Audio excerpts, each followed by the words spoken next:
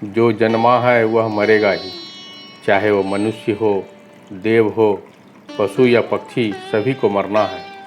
ग्रह और नक्षत्रों की भी आयु निर्धारित है और हमारे इस सूर्य की भी।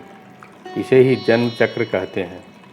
जन्म मरण के इस चक्र में व्यक्ति अपने कर्मों और चित्त की दशा के अनुसार नीचे की योनियों से ऊपर की योनियों में गति करता है और पुनः नीचे गिरने लगता है। यह क्रम तब तक चलता है जब तक कि मोक्ष नहीं मिल जाता। कई बार स्थितियां बदल जाती है। आओ जानते हैं गरुड़ पुराण के अनुसार मरने के बाद क्यों नहीं सबको अकेला छोड़ा जाता है। 1. सूर्यास्त के बाद हुई है मृत्यु तो हिंदू धर्म के अनुसार सबको जलाया नहीं जाता है। इस दौरान सबको रात भर घर में ही रखा जाता है और किसी न किसी को उसके पास रहना होता है। उसका दाह संस्कार अगले दिन किया जाता है। यदि रात में ही सबको जला दिया जाता है तो इससे व्यक्ति को अधोगति प्राप्त होता है और उसे मुक्ति नहीं मिलती है। ऐसी आत्मा असुर, दानव या अथवा पिशाच की योनि में जन्म लेता है। 2.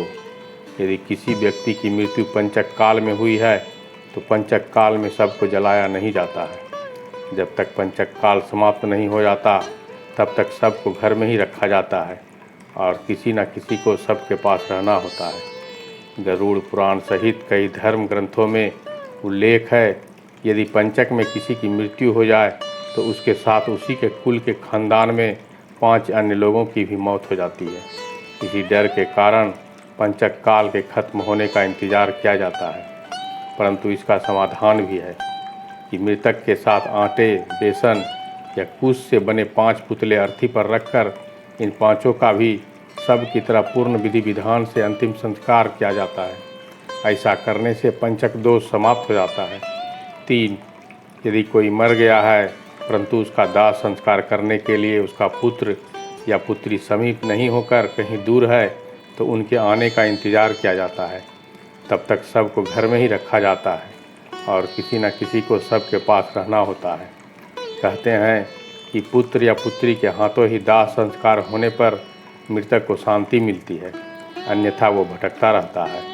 उपनिषदों के अनुसार एक क्षण के कई भाग कर दीजिए, उससे भी कम समय में आत्मा एक शरीर छोड़ दूसरे शरीर को धारण कर लेता है।